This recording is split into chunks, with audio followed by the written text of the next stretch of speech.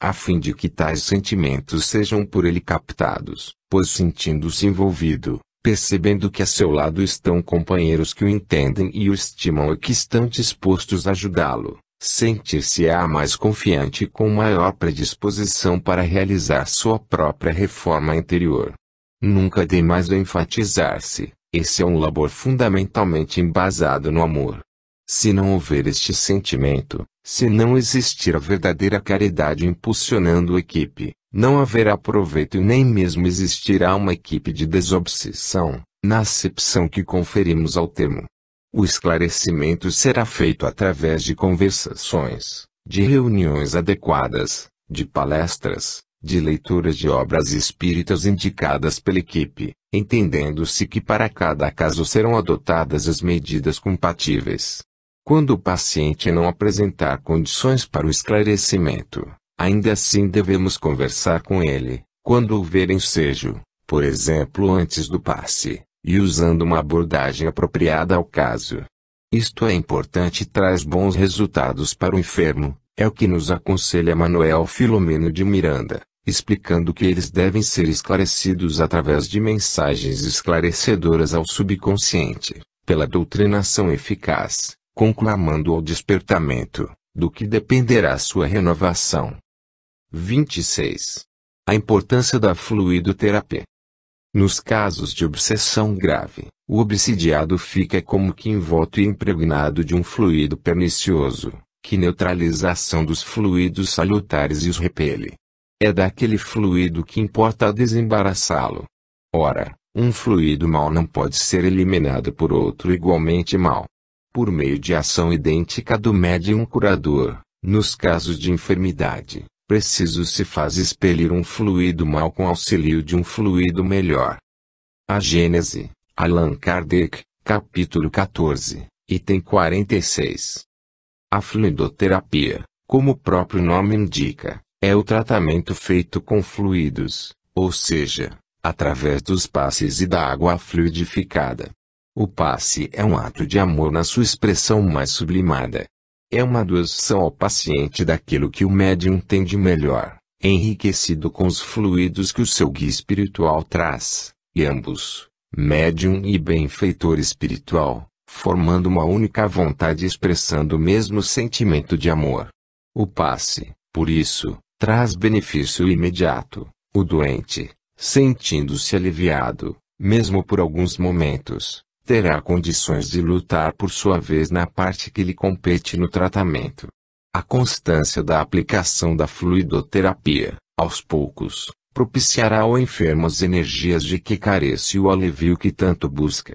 Para que se realize a conjugação dos fluidos do plano espiritual com os do médium, ressaltamos não ser necessário que este receba o espírito que vem cooperar.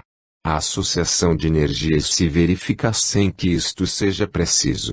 A simples aproximação de um amigo do plano extrafísico, que atende assim ao apelo do médium passista feito através da prece estando este receptivo e preparado para a doação fluídica.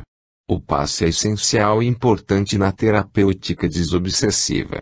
E acontece, não raro, ter a aplicação de um único passe e êxito surpreendente, mesmo para os que estão afeitos a esse trabalho.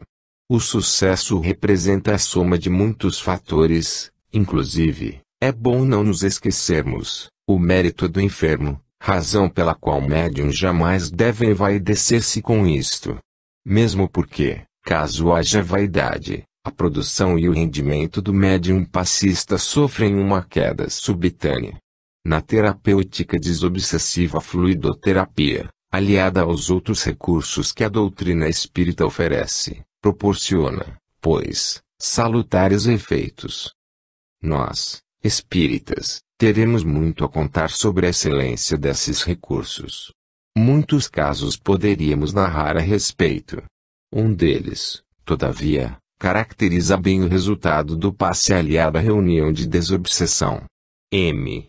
Jovem de 17 anos, subitamente passou a sofrer de insônias e grande agitação. Nos momentos em que era acometida dessa aflição indefinível, sentia também um odor insuportável que não conseguia explicar e só por ela percebido. O cheiro era muito forte e não havia recurso algum que o dissipasse.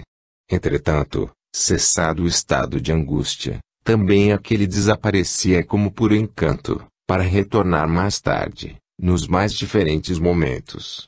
Um amigo espírita levou a jovem ao Centro Espírita Ivon Costa para receber o passe.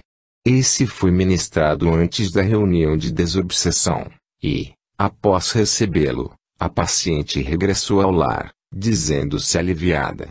Durante a reunião manifestou-se uma entidade muito sofredora, que padecia os horrores de sentir-se mantada ao próprio cadáver em decomposição. Sentia-se simultaneamente dentro e fora do caixão. Recebendo o amparo do alto, o espírito foi desligado e levado para tratamento. Conforme fomos cientificados pelo mentor da reunião, essa entidade aproximara-se de mim, com quem se afinizara, mas não tinha consciência disso e do mal que praticava. A jovem, a partir daquela noite, nunca mais sentiu coisa alguma. Recebeu orientações, prosseguiu com a terapêutica do passe por mais umas semanas, sentindo-se plenamente equilibrada. 27. Orientação à família do obsidiado. Vinculados os espíritos no agrupamento familiar pelas necessidades da evolução em reajustamentos recíprocos, no problema da obsessão, os que acompanham o paciente estão fortemente ligados ao fator predisponente, caso não hajam sido os responsáveis pelo insucesso do passado, agora convocados à cooperação no ajustamento das contas. Grilhões partidos. Manuel Filomeno de Miranda, psicografia de Divaldo Pereira Franco, prosão. Não somente o obsidiado deve ser conscientizado da sua participação na terapêutica desobsessiva, mas também os seus familiares precisam ser alertados quanto à sua própria participação no processo. O problema do obsesso não é isolado, não é só dele, o seu grupo familiar tem vínculos profundos que os entrelaçam. Por isto, sempre que possível a família deve receber orientações que esclareçam quanto à sua conduta e participação no tratamento do obsidiado. Este, comumente, sofre restrições no círculo familiar, pois é raro que os parentes entendam e tenham ciência dos problemas que o afligem. Grande número de obsidiados procede de famílias que não aceitam o espiritismo e muito menos a ideia de que o mal seja provocado por espíritos. Tal incompreensão é um problema mais que o enfermo enfrenta e contra o qual também tem que lutar. Entretanto, quando existe amor realmente, um ou outro familiar se dispõe a aceitar a situação, buscando compreender e até ajudar, demonstrando com essa atitude que ama sem preconceitos e imposições. Tal aceitação favorece o paciente e, obviamente, a aplicação da terapêutica desobsessiva. Ao contrário, se houver resistência por parte dos parentes e até a rejeição, o caso complica-se e o obsidiado sofre duplamente. São provações amaríssimas que evidentemente fazem parte do seu karma, já que nada ocorre injustamente. Compete-nos, porém, tudo fazer ao nosso alcance para amenizar os sofrimentos desses irmãos. Infelizmente é muito comum que o círculo doméstico não compreenda o doente e o rejeite de forma definitiva, relegando a uma clínica ou a uma casa assistencial. Julgam desfazer, com esta atitude, todos os vínculos existentes entre eles. O que acontece, todavia, é que estarão assumindo graves responsabilidades pelas quais terão de responder mais tarde. Apenas adiam o problema, que retornará um dia com agravantes. Também sobre esse aspecto, a doutrina fortalece os laços de família, facultando a visão e o entendimento do pretérito e dos liamas que unem os seres de um mesmo grupo consanguíneo, o que resulta em maior conscientização do papel da família e de sua importância no contexto social. 28. Culto do Evangelho no lar. Dedica uma das 7 noites da semana ao culto evangélico no lar, a fim de que Jesus possa pernoitar em tua casa. Ponto. Quando o lar se converte em santuário, o crime se recolhe ao museu. Jesus no lar é vida para o lar. Messe de amor. Joana de Ângeles, psicografia de Divaldo Pereira Franco, capítulo 59. A excelência da prática do culto do Evangelho no lar é sentida desde os primeiros momentos em que é inaugurada. A reflexão da família em torno dos ensinos do Mestre, as ponderações e comentários, sob o ponto de vista de cada um, são elementos altamente terapêuticos favorecendo a psicosfera do lar. A oração em conjunto amplia os horizontes mentais e eleva as almas na direção do bem. O clima criado nos instantes do culto do Evangelho favorece o entendimento e a fraternidade, pois cada um se coloca mais perto do outro e em posição mental receptiva ao amparo dos benfeitores invisíveis. Nestes instantes de serena beleza, em que o círculo doméstico se volta para Jesus, os mensageiros do bem se acercam do lar e os familiares já desencarnados, e que se preocupam em velar pelos que ficaram na crosta terrestre, se aproximam e esparzem sobre todos os eflúvios de paz, de harmonia, e as energias que fluem do mais alto retemperam as forças, dando bom ânimo imprescindível ao prosseguimento das lutas cotidianas. O culto do Evangelho contribui para ajudar-nos a vivenciar os ensinamentos com que o Espiritismo nos felicita a alma. Muitos atritos, muitas rixas familiares poderão ser evitadas com esta prática tão benéfica. Os familiares do obsidiado, que aceitem a terapêutica espírita, devem ser orientados, tanto quanto ele mesmo, se tiver condições, para a adoção desta medida. Existem muitos centros e grupos espíritas que se dedicam à implantação do culto do Evangelho no lar. Este é um trabalho bastante proveitoso e que muito contribui para a pacificação das famílias. Terceira parte, reunião de desobsessão. 29. A desobsessão. Ponto. A desobsessão vige, desse modo, por remédio moral específico, arejando os caminhos mentais em que nos cabe agir, imunizando-nos contra os perigos da alienação e estabelecendo vantagens ocultas em nós, para nós e em torno de nós, numa extensão que, por enquanto, não somos capazes de calcular. Através dela, desaparecem doenças fantasmas, empeços obscuros, insucessos, além de obtermos com o seu apoio espiritual mais amplos horizontes o entendimento da vida e recursos morais inapreciáveis para agir, diante do próximo, com desapego e compreensão. Desobsessão, André Luiz, Psicografia de Francisco Cândido Xavier e Valdo Vieira, capítulo 64. Desobsessão, desobsessão. Falta, ausência, negação. Desobsessão, ato de tirar a obsessão. Desobsessão, em sentido amplo, é o processo de regeneração da humanidade. É o ser humano desvinculando-se do passado sombrio e vencendo a si mesmo. Em sentido restrito, é o tratamento das obsessões, orientado pela doutrina espírita. Grandiosa e bela é a missão do Espiritismo ao ensinar ao mundo o abençoado mistério da desobsessão.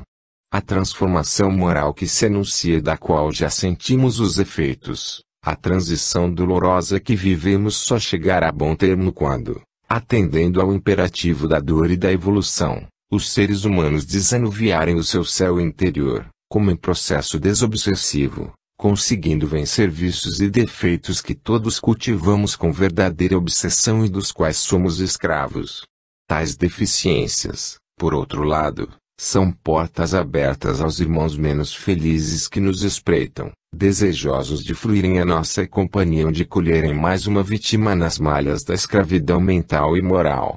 A nossa regeneração é, pois, a nossa desobsessão, autodesobsessão, que poderá ser levada a efeito por nós mesmos de maneira natural. Vide capítulo 3 da quarta parte, isto é, aceitando Jesus de maneira plena, o que equivale dizer, evangelizando-se, ou ainda, nos casos de obsessão declarada, aliando-se à autodesobsessão aos recursos espíritas.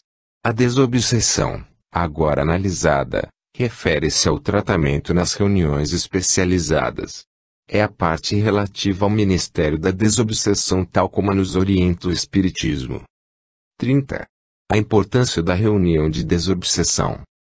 A evocação dos espíritos vulgares tem, além disso, a vantagem de nos pôr em contato com espíritos sofredores, que podemos aliviar e cujo adiantamento podemos facilitar, por meio de bons conselhos. Todos, pois, nos podemos tornar úteis, ao mesmo tempo que nos instruímos.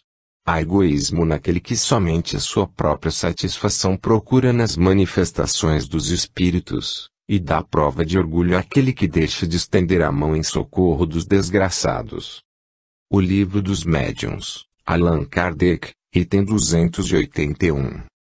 Reunião de desobsessão, oásis de refazimento espiritual. Pronto socorro de espíritos sofredores. Hospital de amor para os doentes da alma. O aposento destinado à reunião de desobsessão é, dentro do templo espírita, o local onde são medicadas, mais diretamente, as almas. E a este ambiente apropriado, revestido de vibrações adequadas e que requer cuidados especiais da espiritualidade maior, que são trazidos os enfermos do espaço, para receberem o tratamento do amor. Nenhuma outra medicação existe, mais adequada e nem mais bem indicada.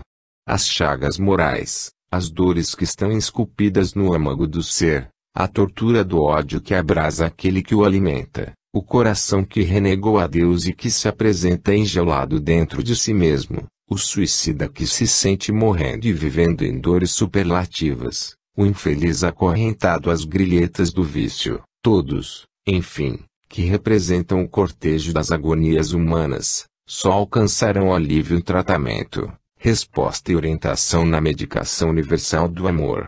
Assim, deduz-se que a reunião de desobsessão só alcançará produtividade e êxito nos seus trabalhos quando toda a equipe encarnada aprender a cultivar este medicamento no seu próprio coração, para doá-lo aos que dele necessitam. A equipe espiritual que dirige a equipe terrena, por certo, aguarda essa cooperação alimentando esperanças quanto à nossa atuação. Em razão das imperfeições que ainda carregamos, as nossas cotas de amor desinteressado e puro são, por ora, bastante diminutas. Por isto há que somá-las às dos companheiros de equipe e, essencialmente, serem reforçadas pelas dos mentores. Nesta ocasião, mergulhados nas bênçãos do alto, que são bem mais abundantes do que em verdade merecemos, as nossas almas se renovam, tanto quanto os espíritos que ali aportam, já que necessitados todos nós ainda os somos, refazem-se e reabastecem-se para as lutas da vida e se fortalecem ante a tarefa de reforma interior, fundamental em nossa própria libertação moral. Somente quem já participou, com regularidade, de uma reunião de desobsessão é que poderá avaliar a extensão, a profundidade e a beleza de trabalhos dessa natureza. Aí, nenhuma reunião é igual a outra. Isto porque em cada uma delas vêm sucessivos espíritos, cujas personalidades jamais são idênticas entre si. Logo, se as sessões tratam dos problemas e casos que eles apresentam, todas elas são diferentes. Tal o motivo pelo qual as reuniões produtivas, sérias, não apresentam repetições e nem podem ser taxadas de monótonas. Simplesmente porque elas não são.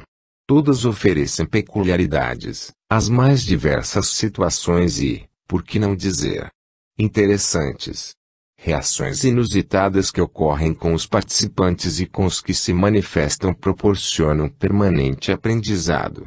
Fique bem claro que não nos estamos referindo a excentricidades, mas a minúcias das personalidades dos comunicantes, situações e dramas que se desenrolaram ou que se desenrolam ainda. Tal diversidade apresenta-se, porém, num contexto organizado, controlado, que é o esquema dentro do qual se desenvolvem os trabalhos, obedecendo sempre à orientação apresentada por Kardec em O Livro dos Médiuns.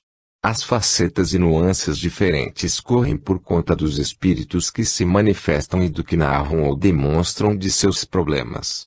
Cada caso é um caso, já se disse. Nestes anos em que participamos de reuniões mediúnicas de desobsessão nunca as achamos monótonas ou repetitivas. Ao contrário, cada uma delas trouxe-nos lições e experiências que são constantemente renovadas.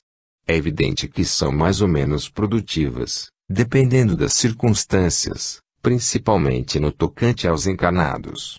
E algumas, muitas mesmo, são belíssimas, comoventes, trazendo-nos inesquecíveis momentos de espiritualidade sublime.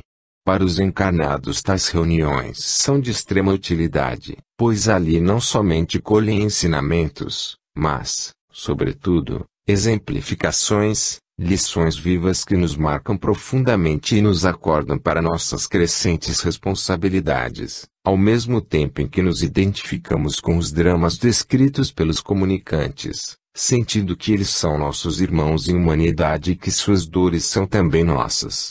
A sensibilidade vai sendo apurada, tornamo-nos a cada dia mais sensíveis aos sofrimentos alheios e melhores, mais humanos, enquanto afloram ao nosso coração os mais belos sentimentos de solidariedade, caridade e amor. Refletindo-se em nossa vivência diária, tais atitudes serão extremamente benéficas, capacitando-nos a uma sintonia espiritual mais elevada. Os trabalhos desobsessivos são visivelmente úteis aos participantes do plano físico e são também muito valiosos para os desencarnados. André Luiz relata que um número muito grande de criaturas, ao abandonar a veste carnal, mostram-se inconformadas com a nova situação que enfrentam e são tomadas do mórbida saudade do ambiente terrestre, ansiando a todo custo pelo contato com as pessoas encarnadas, de cujo calor humanos sentem falta. A sala onde se realizam os trabalhos mediúnicos representa para tais seres a possibilidade de entrarem em contato com os que ainda estão na Terra e de receber destes as vibrações magnéticas de que carecem. Com semelhante contato, experimentam o despertar de forças novas. Nunca será demais enfatizar-se a seriedade de que se deve revestir um labor dessa natureza. Motivo pelo qual ele não é um trabalho para principiantes, visto que exige dos participantes a exata noção da gravidade dos momentos que ali serão vividos e que estejam preparados, através de um longo período de adestramento, a fim de corresponderem às expectativas do alto da melhor maneira possível. Por isso é que jamais devem ser abertos ao público.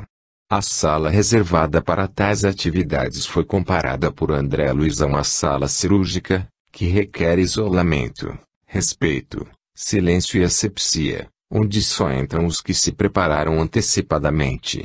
Como também é isolada de olhares indiscretos e curiosos.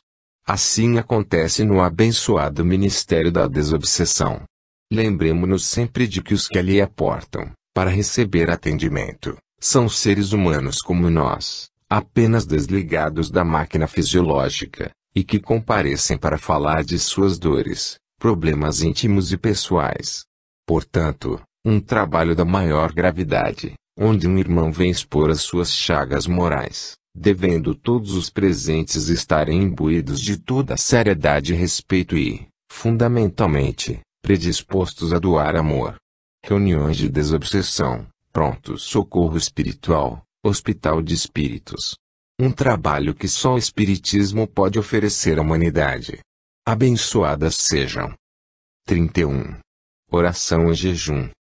Esta casta não pode sair senão por meio de oração e jejum. Jesus. Marcos, capítulo 9, versículo 29. Oração e jejum são os cuidados básicos a serem observados pelos lidadores da desobsessão. Que preparo maior que esse recomendado pelo Divino Amigo. Jejum das paixões, dos vícios, de tudo que assombra em nós e ao redor de nós. Jejum e oração. Quando houvermos conseguido atingir a plenitude desses ensinamentos, conosco ter-se-á reabilitado toda a humanidade. Quem se dedica ao trabalho desobsessivo já está conscientizado de que se deve preparar permanentemente para tal mister. Não que seja um privilegiado. Não que esteja em posição de superioridade. Não. Isto não existe em doutrina espírita nem deve existir em nosso movimento espírita.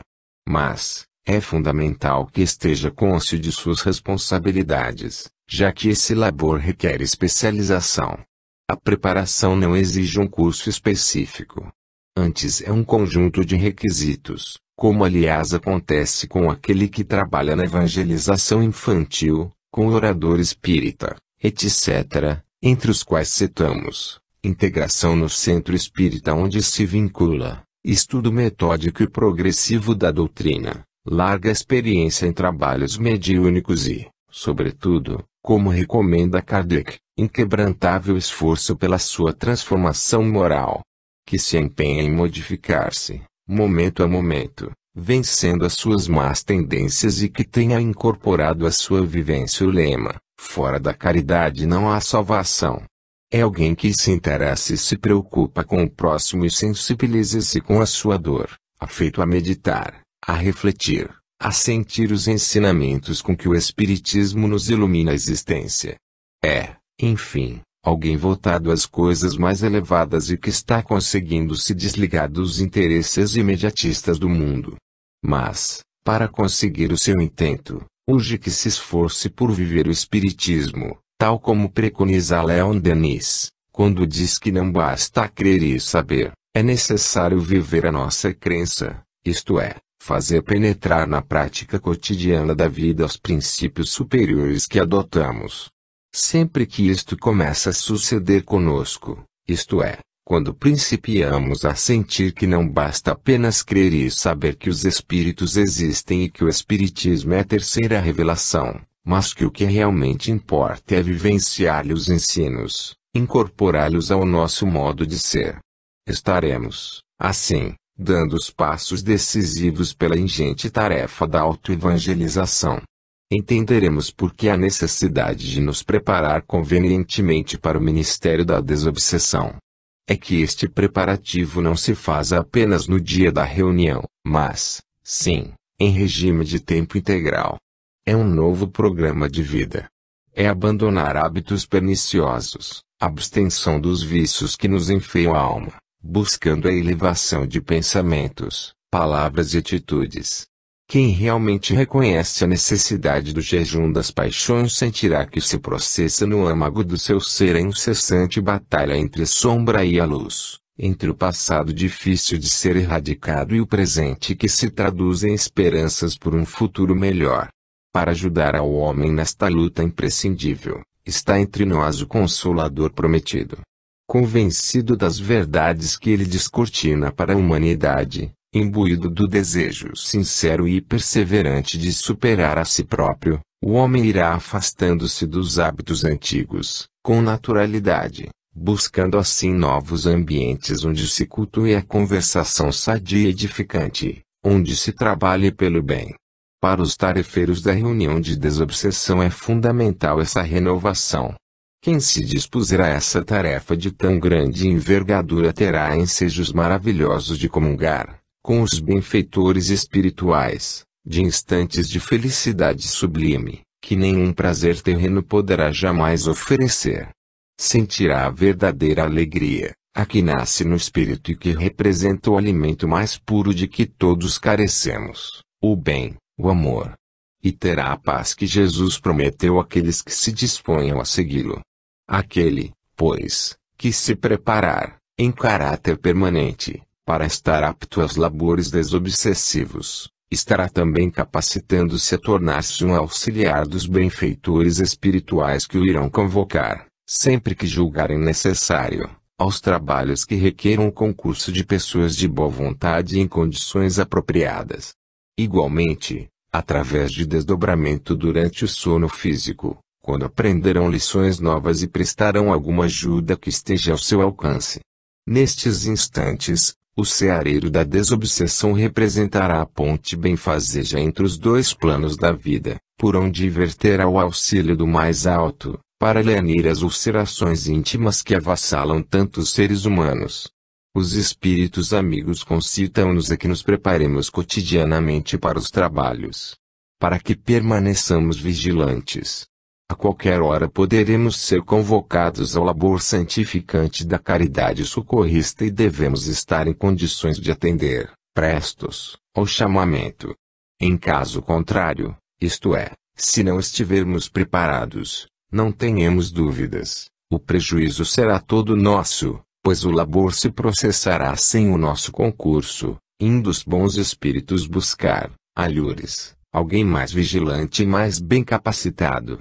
Preparação dos encarnados para as tarefas da caridade é, assim, o programa de vida do verdadeiro espírita. É o jejum recomendado pelo Mestre, aliado à oração, que representa a sintonia imprescindível com o alto. Oração que nos fortalecerá para resistirmos aos embates e às investidas das trevas. Oração, sintonia com os planos superiores. Jejum, abstenção e superação dos vícios. Programação para todo espírita. Preparação permanente para aqueles que trabalham nas lides desobsessivas. Programa de regeneração para todos os seres humanos, encarnados e desencarnados. 32. Equipe da desobsessão. Uma reunião é um ser coletivo, cujas qualidades e propriedades são a resultante das de seus membros e formam como que um feixe.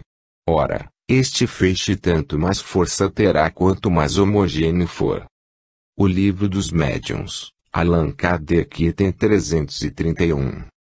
O ministério da desobsessão só deve ser realizado em equipe. Tal recomendação, acreditamos, é bastante óbvia. Uma pessoa, sem vínculo algum com uma instituição espírita e que não participe de trabalhos organizados, metódicos, sob a diretriz kardeciana, correrá sérios riscos se se dispuser a trabalhar por conta própria. Por maior que seja a proteção espiritual que mereça, por melhor boa vontade que demonstre, não estará, é evidente, suficientemente embasada, estruturada para enfrentar aquelas outras equipes, as dos obsessores, que as formam também no intuito de se fortalecer e que usam de mil artifícios e sutilezas para desanimar, enganar e afugentar os que vêm em socorro às suas vítimas, quando não lançam mão de outras providências mais graves e danosas. Como nosso ascendente moral sobre eles ainda é bastante hesitante e como nossas matrizes de culpa do passado estão em nós como verdadeiros plugs, tal como nos esclarece Manuel Filomeno de Miranda, tornamo-nos presas fáceis desses infelizes irmãos atormentadores e atormentados. Portanto, somente equipes especializadas é que devem entregar-se a esse ministério. Ao nos ligarmos a um trabalho dessa ordem, isto não acontece por obra do acaso e sim expressa um compromisso que assumimos no plano espiritual e que representa para nós, se desempenhado com toda abnegação, perseverança e amor, o ressarcimento de dívidas pesadas e, simultaneamente, a sementeira de bênçãos que prepararemos para o amanhã que não tarda. Como se pode depreender, o bom êxito dos trabalhos de desobsessão depende muito da equipe de encarnados, que precisa estar ciente de suas responsabilidades. Kardec relaciona alguns requisitos para as reuniões destinadas à assistência dos bons espíritos e que valem, igualmente, para as sessões de desobsessão. Resumindo, são: perfeita comunhão de vistas e sentimentos, cordialidade recíproca entre os membros, ausência de todo sentimento contrário à verdadeira caridade cristã, um único desejo, o de se instruírem e melhorarem, exclusão de toda curiosidade, recolhimento e silêncio respeitosos, durante as confabulações com os espíritos, união de pensamentos, que os médiuns trabalhem com isenção de todo o sentimento de orgulho, amor próprio e supremacia e sim com o desejo de serem úteis. A estas condições aduzimos, com Manuel Filomeno de Miranda, conduta moral sadia. Imprescindível que as emanações psíquicas equilibradas, elevadas, possam constituir plasma de sustentação daqueles que, em intercâmbio, necessitam dos valiosos recursos de vitalização para o êxito do tentame, conhecimento doutrinário, equilíbrio interior dos médiuns e doutrinadores, confiança, disposição física e moral, médiuns adestrados, disciplinados, pontualidade e perseverança. A equipe de encarnados tem assim suas funções específicas e de grande responsabilidade, mas, ela se submete, a seu turno, àquela outra equipe, a espiritual, que é em verdade a que dirige e orienta os trabalhos em todo o seu desenrolar. Esta equipe, formada por grande número de trabalhadores, submete-se à direção de um mentor ou instrutor espiritual, o qual responde por todas as atividades programadas pelos dois grupos, o de encarnados e o de desencanados, sendo que o programa estabelecido pela equipe do plano físico depende, para sua execução, da quiescência e permissão do mentor espiritual. A responsabilidade básica pelos trabalhos mediúnicos é do plano espiritual e por isto o verdadeiro esquema a ser seguido aí se delineia. Mas, os lidadores da espiritualidade respeitam, e muito, os desejos e planificações expressos pelos irmãos da Terra, deixando ao seu encargo uma série de providências às quais adaptam, por sua vez, a planificação espiritual. Tudo fazem e facilitam para que os trabalhadores da esfera física ajam por si mesmos, onde lhes for possível, advindo dessas iniciativas lições, experiências e ensejos renovados de praticar a caridade.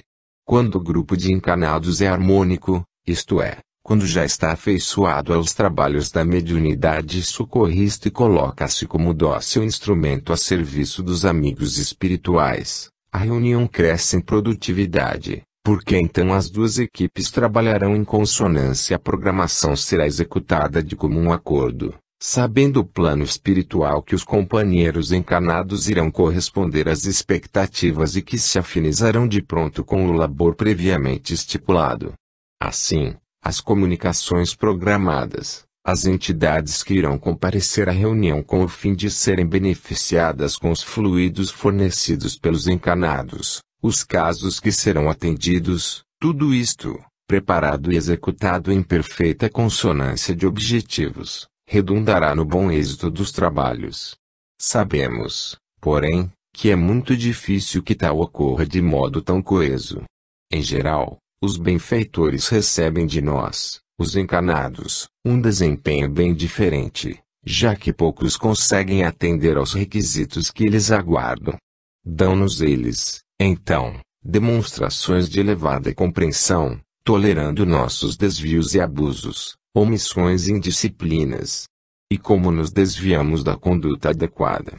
Aqui, o médium invigilante que se deixou contagiar pela irritação desmedida, ali, o participante descuidado que se entregou à maledicência, outro esqueceu-se de preparar-se convenientemente, abusando na alimentação, alguns se apresentam queixosos, insatisfeitos, lastimando-se da vida ou mantendo rixas familiares.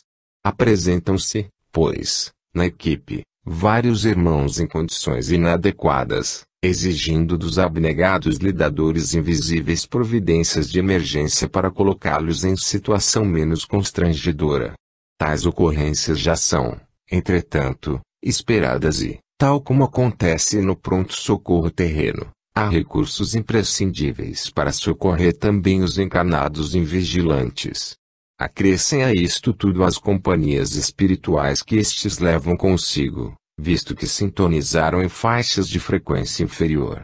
Tal motivo pelo qual, ao chegar à reunião, já encontramos todo o recinto antecipadamente preparado pelos obreiros da espiritualidade e defendido por faixas fluídicas que isolam, impedem, neutralizam ou anulam a interferência de vibrações desequilibradas extraprograma. Vigiada é a sua entrada por espíritos especialistas neste setor. Só entrarão no ambiente as entidades espirituais que tenham permissão. Embora a sala destinada à sessão seja de determinado tamanho, relativo ao seu espaço físico, no plano espiritual ela se apresenta mensurável, ou seja, não existem limites e ela se expande o quanto for necessário, permitindo assim a presença de um número muito grande de desencarnados, inclusive, apresentando-se aos médiuns videntes com mobiliário e instrumentos próprios. Quando o grupo da esfera terrestre apresentar-se suficientemente sintonizado com os sagrados objetivos que ali serão desenvolvidos, quando os encarnados estão conscientizados de suas responsabilidades e se esforçam, se empenham e se dedicam ao máximo para corresponderem às expectativas do alto, então aí, sim, os dois grupos, vibrando num único diapasão de amor, conseguirão operar e produzir muito, alcançando em nome de Jesus abençoados frutos. Terão possibilidades cada vez maiores de suavizar os corações embrutecidos, de falar às consciências que se cristalizaram no erro, de minorar os sofrimentos, de enxugar lágrimas pungentes, de abrir as janelas da esperança para os desesperados e, acima de tudo, falarão às almas aflitas e conturbadas, de Jesus, o Mestre amado, fazendo-as relembrarem-se de seus ensinamentos. É a oportunidade bendita de reacender a chama da fé nestes corações tão amargurados, que unicamente ouvirão e sentirão a voz do amor. 33. O dirigente. Demais, o ascendente que o homem pode exercer sobre os espíritos está na razão da sua superioridade moral. O Livro dos Médiuns, Allan Kardec, item 254, quinta questão. O dirigente da reunião é aquele que preside os trabalhos, encaminhando todo o seu desenrolar. É o responsável, no plano terrestre, pela reunião. A figura daquele que dirige é de muita importância para todo o grupo. Deve ser uma pessoa que conheça profundamente a doutrina espírita e, mais que isto, que viva os seus postulados, obtendo assim autoridade moral imprescindível aos labores dessa ordem. Esta autoridade é fator primacial, pois uma reunião dirigida por quem não a possui será, evidentemente, ambiente propício aos espíritos perturbadores. Diz-nos Kardec que a verdadeira superioridade é a moral e esta que os espíritos realmente respeitam. É ela que irá infundir nos integrantes da equipe a certeza de uma direção segura e equilibrada. O dirigente precisa ser, pois, alguém em quem o grupo confie, uma pessoa que represente para os encarnados a diretriz espiritual, aquela que na realidade sustenta e orienta tudo o que ocorre. Ele é o representante da direção existente na espiritualidade, o polo catalisador da confiança e da boa vontade de todos. Ao dirigente cabe ainda a tarefa de conscientizar a equipe quanto à necessidade do seu entrosamento com o centro espírita onde trabalha, para que o grupo não fique apartado das atividades da casa. É de bom alvitre que a equipe seja integrada ao centro onde funciona. Os grupos mediúnicos que funcionam completamente isolados da instituição em que se localizam, acabam por tornar-se departamentos estanques ou outros centros, com diretrizes e métodos diferentes, o que gera problemas e desentendimentos. Por isto, compete ao dirigente zelar por que as normas da instituição, onde se localizam, sejam respeitadas, possibilitando maior entrosamento entre todos. O dirigente deve preparar um companheiro para auxiliá-lo e substituí-lo em seus impedimentos.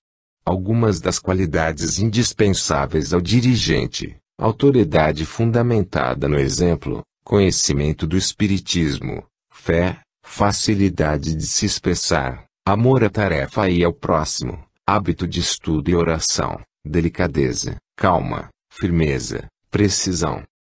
34. O doutrinador. Diante deles, os desencarnados que sofrem, embora alguns não se deem conta, coloca-te na posição de quem usa a terapêutica espiritual do amor em si mesmo. Por isso, unge-te de compreensão e fala-lhes com a ternura de irmão e o respeito de amigo. Leis Morais da Vida, Joana de Ângeles, psicografia de Divaldo Pereira Franco, capítulo 60. Esclarecer, em reunião de desobsessão, é clarear o raciocínio, é levar uma entidade desencarnada, através de uma série de reflexões, a entender determinado problema que ela traz consigo e que não consegue resolver, ou fazê-la compreender que as suas atitudes representam um problema para terceiros, com agravantes para ela mesma. É levá-la a modificar conceitos errôneos, distorcidos e cristalizados, por meio de uma lógica clara, concisa, com base na doutrina espírita e, sobretudo, permeada de amor. Essa é uma das mais belas tarefas na reunião de desobsessão e que requer muita prudência, discernimento e diplomacia. Que requer, principalmente, o ascendente moral daquele que fala sobre aquele que ouve, que está sendo atendido. Esse ascendente moral faz com que as explicações dadas levem o cunho da serenidade, da energia equilibrada e da veracidade. As palavras são como setas arremessadas, que poderão ser danosas ou benéficas, dependendo do sentimento de quem as projeta.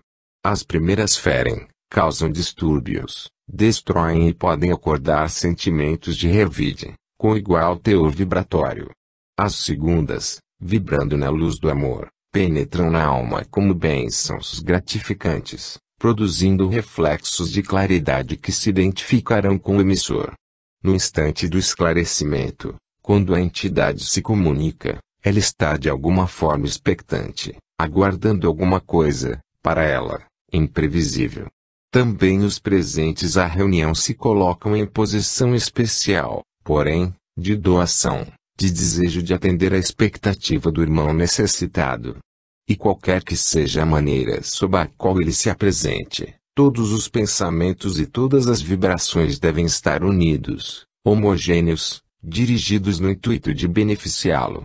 Nesta hora, o doutrinador será o polo centralizador desse conjunto de emoções positivas, estabelecendo-se uma corrente magnética que envolve o comunicante e que ajuda, concomitantemente, ao que esclarece.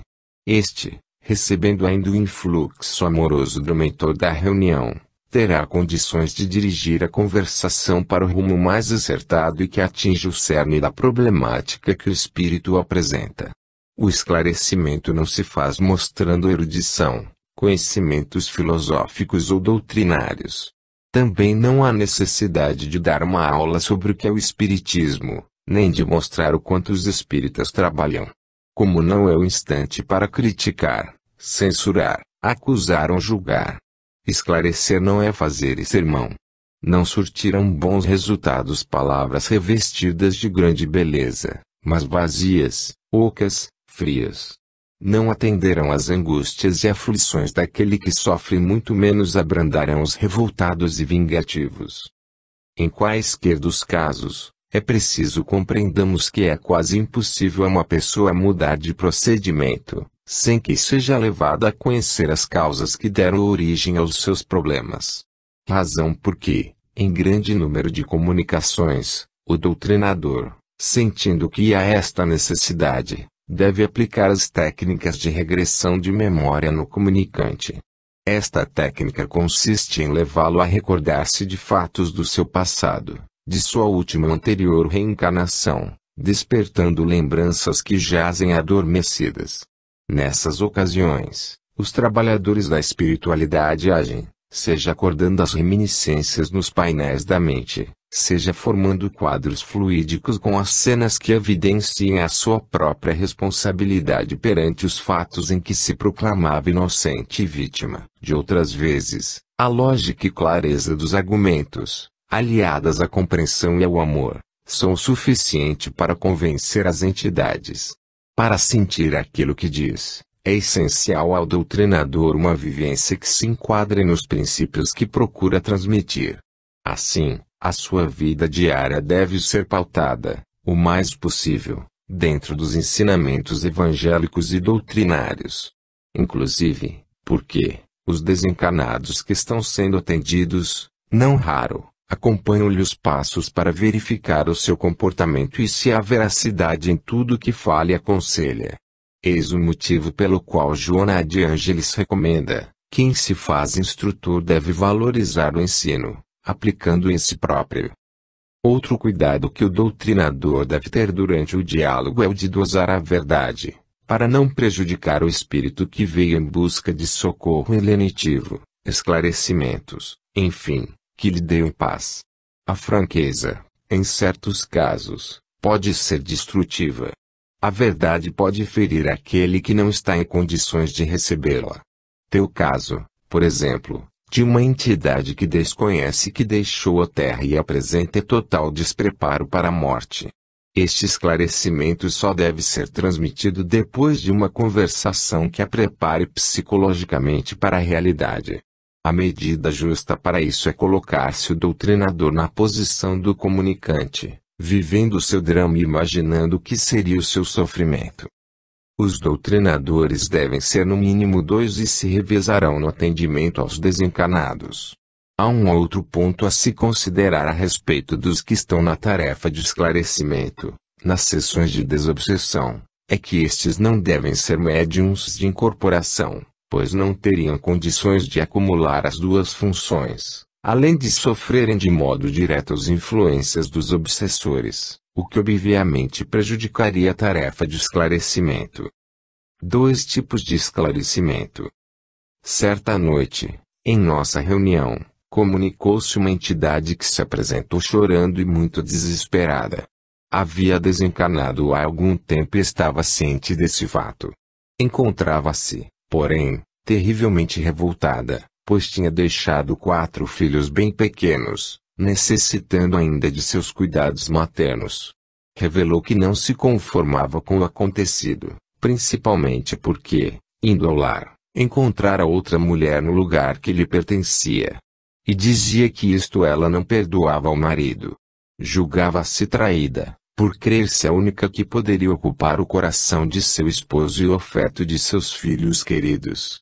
O doutrinador, bastante identificado com o problema, a ponto de sentir-se comovido, tal era a angústia daquela mãe desencarnada, manteve, em síntese, o seguinte diálogo: minha irmã, nós compreendemos o seu drama e sabemos o que representa para uma mãe a separação dos filhos. Mas, minha amiga, neste momento, que representa a oportunidade bendita, concedida por Deus, nosso Pai, que é toda bondade e misericórdia, queremos meditar com você sobre sua situação. Recorda-se, quando na terra, nas tarefas de mãe e esposa dedicada, como seus encargos eram múltiplos e exaustivos, a ponto de muitas vezes não dar contas deles.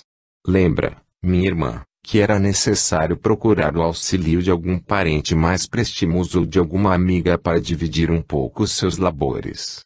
Nessa altura, a comunicante se calara e não mais chorava, acompanhando atentamente as palavras e já começando a concordar com essa colocação do problema.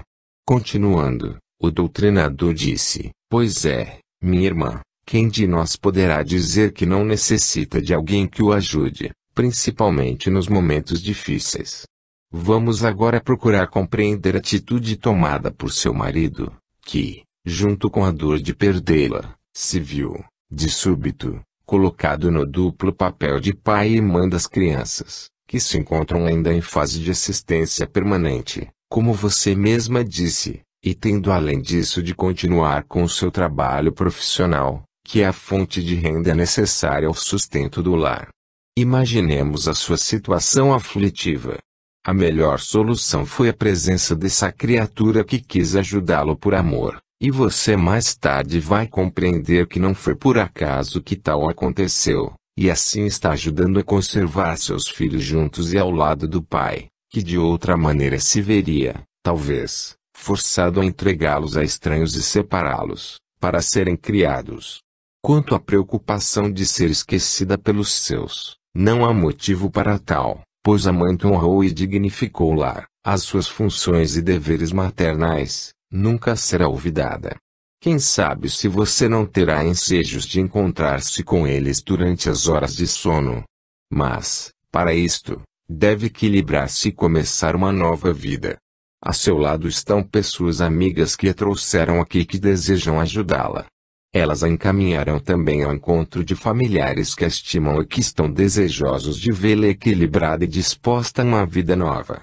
A conversa se prolongou por mais alguns minutos, findos os quais o doutrinador informou a entidade que aquele grupo ali reunido orava em seu benefício e que ela também procurasse orar, lembrando-se principalmente de Maria, a mãe das mães, que, perdendo o filho amado, o excelso Filho de Deus, mesmo assim consolava e atendia aos sofredores que a cercavam em sua passagem pela terra, e que depois, na glória espiritual, prosseguia amparando a todos.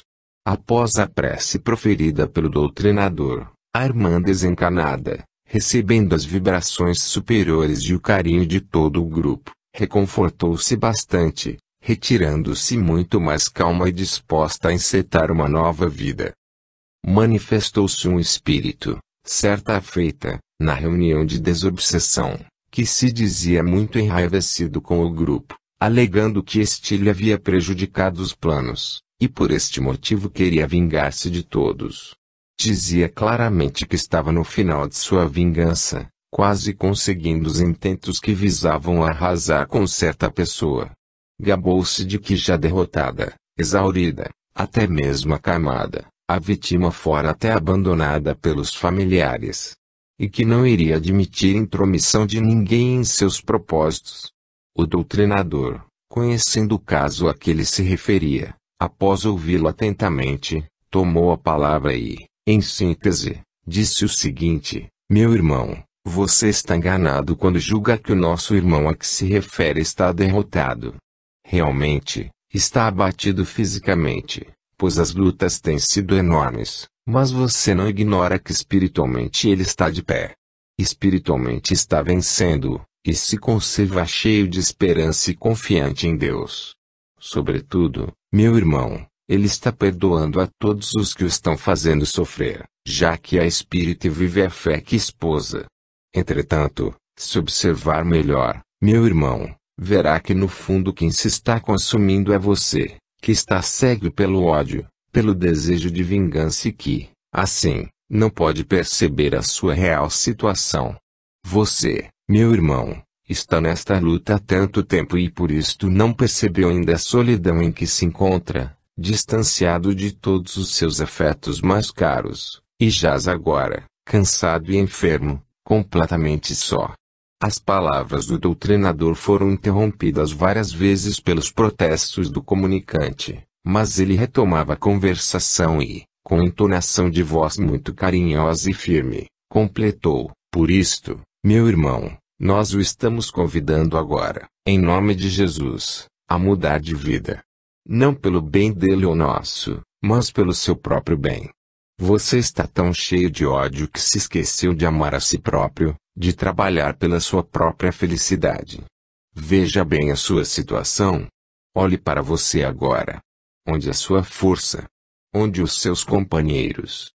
Neste ponto, o espírito, que já se calara há alguns instantes, deu mostras de sofrimento, gemendo baixinho. Começou a dizer que não estava acabado, que o grupo estava enfeitiçando e que não era possível que estivesse tão andrajoso e feridento. O doutrinador, retomando a palavra, prosseguiu: meu irmão, aproveite o ensejo que Jesus lhe concede de reencontrar-se, de começar a viver. Pense em você, reflita sobre a sua solidão e a sua constante inquietude e verá que o melhor é começar vida nova. Jesus nos espera a todos. Se lhe falamos assim é porque conhecemos os seus problemas, que são também os nossos. Sabemos, por experiência própria, que nesta nova vida que Jesus propicia àqueles que se arrependem aqui está o caminho para a felicidade. Ninguém é feliz sobre as desgraças alheias. Se você não é capaz de perdoá-lo, seja capaz, pelo menos, de amar a si mesmo, de desejar o seu próprio bem. Havia tanta sinceridade nestas palavras, que o comunicante declarou-se confuso. Afirmou, então, estar realmente cansado, desejando uma vida nova onde pudesse ser feliz. Depois de mais alguns esclarecimentos, a entidade retirou-se. 35. A ação dos médiuns. Ajuda, pois, aqueles que no além-túmulo sofrem e te advertem com a aflição deles.